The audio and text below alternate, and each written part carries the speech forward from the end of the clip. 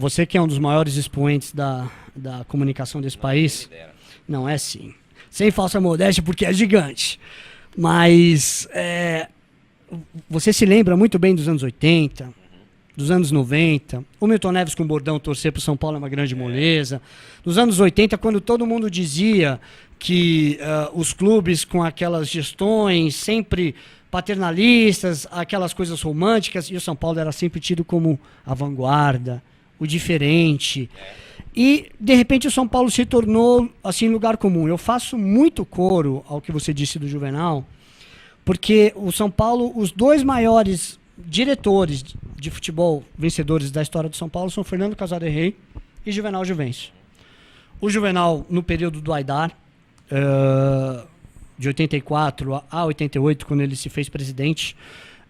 O Juvenal, no retorno com o Dr. Marcelo, de 2003 em diante, e até se sagrar presidente, aí o brilhante triênio Campeonato Brasileiro.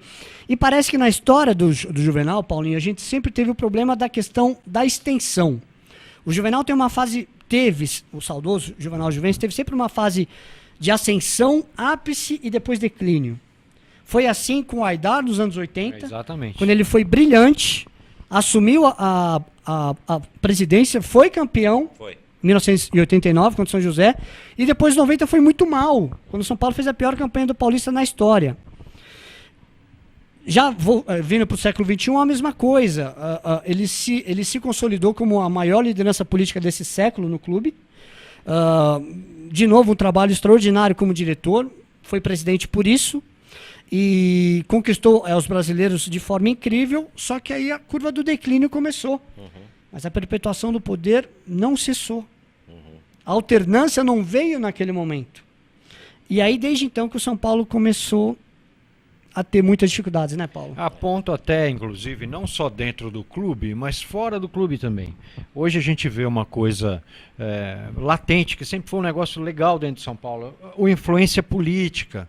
Hoje nós temos um metrô que parou aí, ficou jogado, que, querendo ou não, torcida, afeta o torcedor são paulino. Os grandes estádios hoje, as grandes arenas hoje, tem um metrô chegando à porta. O nosso estádio, o Maracanã do estado de São Paulo, o maior estádio privado de um clube de todos os tempos aqui no Brasil, chama-se Morumbi, e até hoje ficou na promessa de se conseguir alguma coisa para finalmente terminar essas obras do metrô que estão abandonadas. Quer dizer, a gente não tem nem, além de não ter um bastidor hoje interno, futebolisticamente falando, a gente também não tem mais nenhum externo na área política que possa viabilizar uma coisa que é direito não do torcedor são paulino, mas do morador do estado de São Paulo que vem a grandes festas, grandes eventos aqui no Morumbi. E não estou falando nem do estádio só, hein? Porque parece que no Morumbi ninguém anda de metrô, ninguém precisa de condução. Não é só o estádio, entendeu? Então é um absurdo até hoje. Eu não entendo como a gente foi relegado a terceiro e quarto planos. Quer dizer, finalmente a oposição, e quando eu digo oposição são os co-irmãos, conseguiram destruir o cerne, sabe? Aquela viga mestre que o São Paulo sempre teve, de bastidor, de conseguir as coisas, de não conseguir dado, deixa bem claro, hein? Conseguir porque é um direito, conseguir porque o estádio está aí.